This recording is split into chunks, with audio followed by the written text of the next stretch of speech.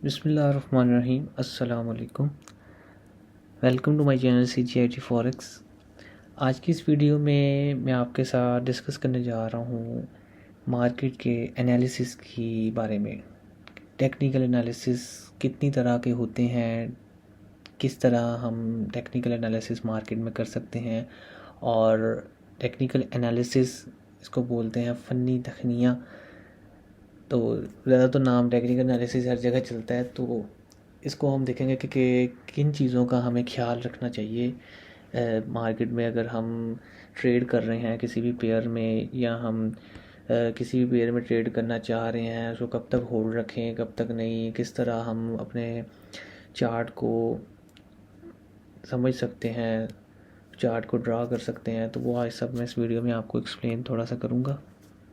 तो चलिए जी, हम स्टार्ट करते हैं। सबसे पहले तो आपने जो टेक्निकल एनालिसिस है वो तो बेसिकली ट्रेडिंग व्यू आपने ओपन करना है। यहाँ जाके आपके सामने चार्ट आ जाएगा। वो तो आपने चार्ट को देखकर उस हिसाब से, जैसा कि पिछली वीडियो में मैंने एक्सप्लेन किया था, सपोर्ट एंड रेजिस्टेंस को आप ड्रा करें। आप उसको मार्केट को जोन्स बनाएं सबसे पहले।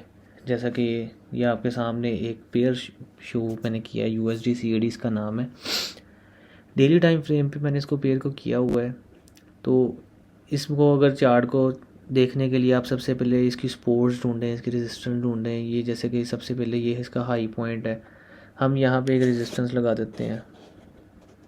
यहाँ पर हम गए, हमने यहाँ से हॉरिजॉन्टल लाइन ली, हॉरिजॉन्टल, ये जी ये इसका हाई पॉइंट आ गया। ये जी उसके बाद एक ये पॉइंट हमें मिल रहा है, ये एक पॉइंट मिल रहा है, ये पॉइंट मिल रहा है। हम इसकी ना सपोर्ट एंड रेजिस्टेंस ड्रॉ कर देते हैं। ये हम अभी टेक्निकल एनालिसिस कर रहे हैं। इसको एनालिसिस करने के लिए दो तरीके हैं। टेक्निकल एनालिसिस भी आपने करना है, इसके अलावा एक फंडामेंटल एनालिसिस है। फंडामेंटल एनालिसिस को के बारे में आपको मैं बताता हूँ। वो बेसिकली हमने इस चीज़ का ध्यान रखना है कि मार्केट में कोई भी कशीदगी या कोई भी वॉल्यूम आने से पहले, जैसा कि अक्सर मार्केट एक नॉर्मल वे से चल रही होती है, एकदम से उसमें इतनी फ्लक्चुएशन आ जाती है, या वो बहुत ज़्यादा डाउन हो जाती हैं, बहुत ज़्यादा अप हो जाती हैं। जैसा कि पाकिस्तान में आपने अक्सर सुनते होंगे कि स्टॉक मार्केट आज इतने पॉइंट से क्रैश हो गई है, स्टॉक मार्केट आज इतने पॉइंट से अबव हो गई है।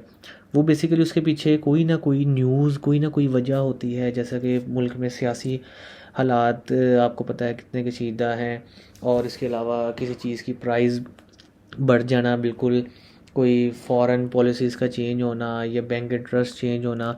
तो कोई भी ऐसी सियासी या सरमायाकारी, कोई भी ऐसी सूरत हाल जो मुल्क में पैदा होती है, कोई भी उस बारे में न्यूज़ होती है, तो उसका सारा लेन देन फंडामेंटल एनालिसिस का होता है। और फंडामेंटल एनालिसिस फिर मार्केट को अपने वे से कंट्रोल करता है। तो उसमें बाज़ों का टेक्निकल एनालिसिस भी नहीं काम आते। टेक्निकल एनालिसिस तो ये है कि हम एक ग्राफ में जोन्स बना लेते हैं, और उस जोन की मदद से हम मार्केट को जज करने की कोशिश करते हैं। जैसा कि अब मैं इसको जूम आउट कर दूं, ये मैं एक ट्रेंड लाइन लगा दूं, इधर मैं ट्रेंड लाइन लगा दूँ। बेसिकली ये हमारे टेक्निकल एनालिसिस हैं। ये मैं टेक्निकल एनालिसिस आपको करके दिखा रहा हूँ कि जी प्राइस इस रेंज से ऊपर नहीं जाएगी, इस रेंज से अगर नीचे आ रही है तो इधर आएगी। और दूसरा जो फंडामेंटल एनालिसिस देखने हैं, वो उसके लिए आपने, ये आपके सामने एक वेबसाइट है forexfactory.com। यहाँ पर आपको न्यूज़ देखने को मिल जाएंगी। इसके बारे में मैंने एक वीडियो बनाई थी, मार्केट न्यूज़ के बारे में भी, वो मेरे चैनल पर अवेलेबल है। अगर आपको ना समझ आए तो आप न्यूज़ के बारे में वो वीडियो देख सकते हैं। जैसा कि यहाँ संडे नज़र आ रहा है, तो संडे को मार्केट, सैटरडे संडे बंद होती है। तो ये मैंने इसको मोर किया, और आपके सामने ये मंडे के दिन की न्यूज़ आ गई हैं।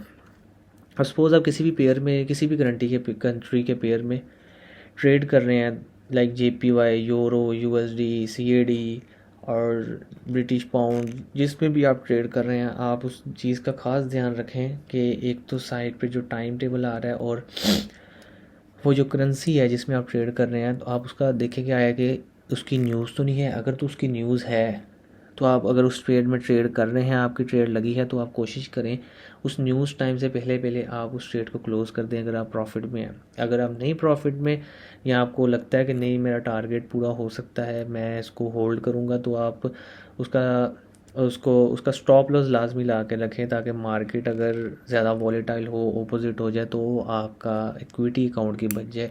याद रखिएगा अकाउंट की इक्विटी सेव करना बहुत ज़्यादा ज़रूरी है। वो लोग अक्सर लोग ये चीज़ नहीं देखते। इसमें आगे इस पर भी मैं एक वीडियो बनाऊंगा कि किस तरह आप अपनी अकाउंट की इक्विटी सेव कर सकते हैं। इसमें आगे आगे जाके मेरे चैनल पर बहुत सारा इंशाल्लाह मैं एडवांस लेवल पे आपको फॉरेक्स सिखाने की कोशिश करूँगा। तो जो भी मेरी वीडियो हो उसको आराम से तसल्ली से आप देखिएगा, आपको इसकी बिल्कुल अच्छे से समझ आ जाया करेगी।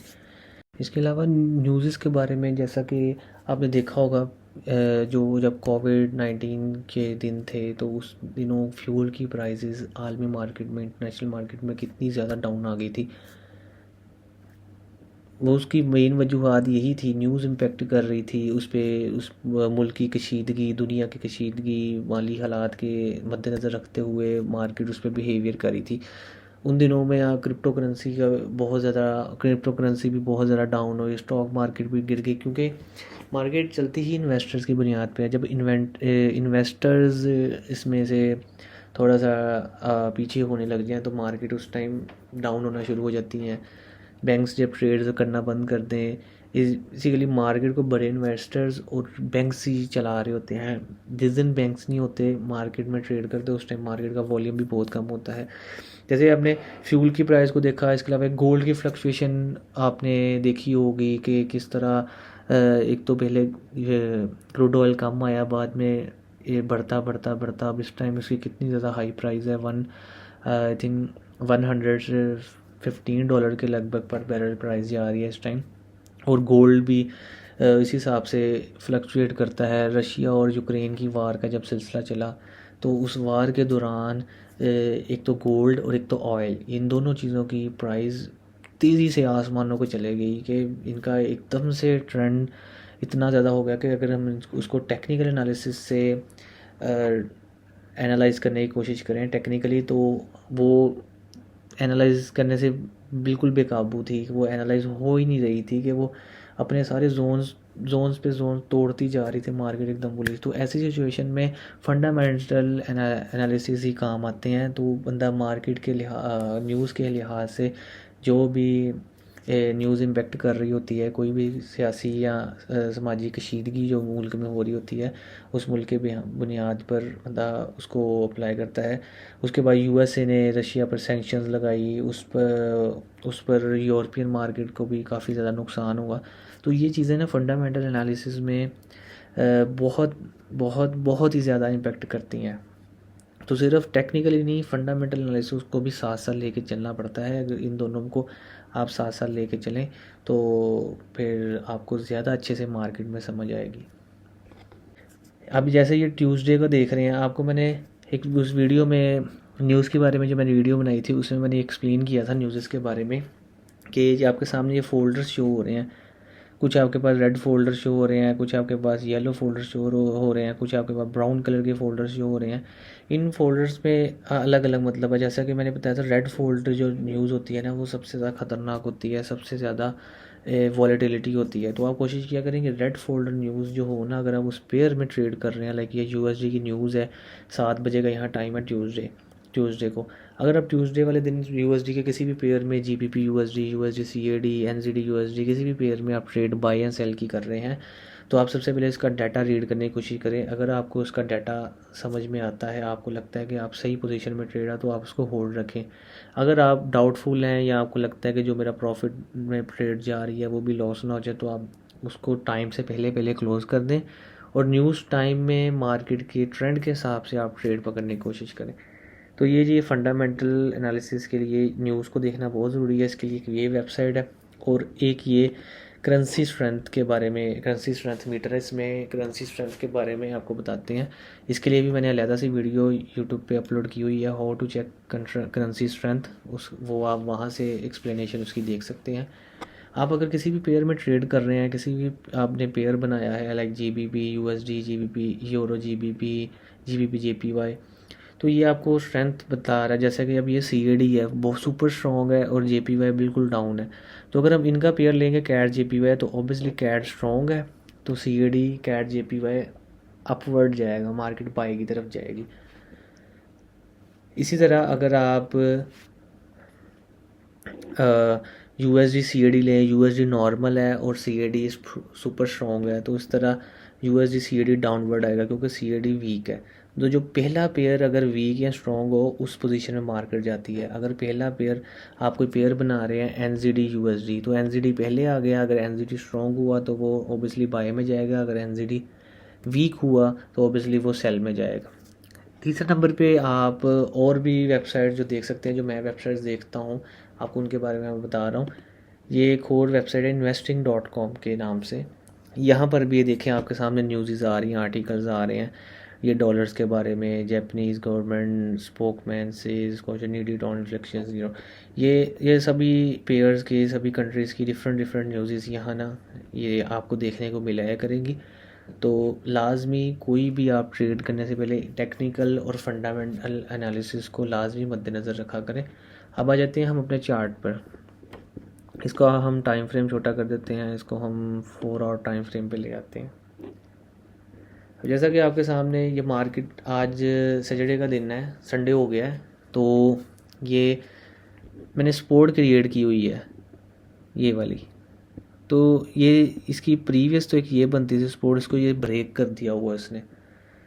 तो नेक्स्ट इसका पॉइंट जो है ना, उसका नेक्स्ट पॉइंट ये है कैंडल का। तो माइट बी पॉसिबल कि यहाँ से मार्केट अभी इस लेवल को टच करे, उस लेवल को टच करके दोबारा रिट्रेस हो जाए। जैसा कि कहने का मतलब ये है कि यहाँ से मार्केट इधर मेरे हिसाब से आएगी, और इसको मार्केट हमेशा 2 सूरतों में मूव करती है, या बाय या सेल। तो हम भी उसको इसी सूरत में जज करते हैं कि यहाँ तो फिर हम अपने एनालिसिस से देखते हैं कि यहाँ से बाय हो जाएगी या सेल हो जाएगी। यहाँ तो ये मेरे हिसाब से इस तरह हो जाएगी, ऐसे होके ऐसे ऊपर निकल जाएगी दोबारा, नहीं तो इस तरह भी हो सकता है, कुछ भी पॉसिबल हो सकता है। अगर तो इस लाइन को ब्रेक करेगी तो आपने वेट करना है रीटेस्ट का, देन अगेन यहाँ से ट्रेड लेके एंटर होना है। ये इस ट्रेड लेने के बारे में भी मैं आपको आइंदा आने वाली वीडियो में एक्सप्लेन करूँगा, किस तरह आप ट्रेड में एंटर हो सकते हैं, किस तरह आप ट्रेड लगा सकते हैं। बाय की चाहे पोजीशन लें चाहे सेल की, उसको आपने पहचानना कैसे है।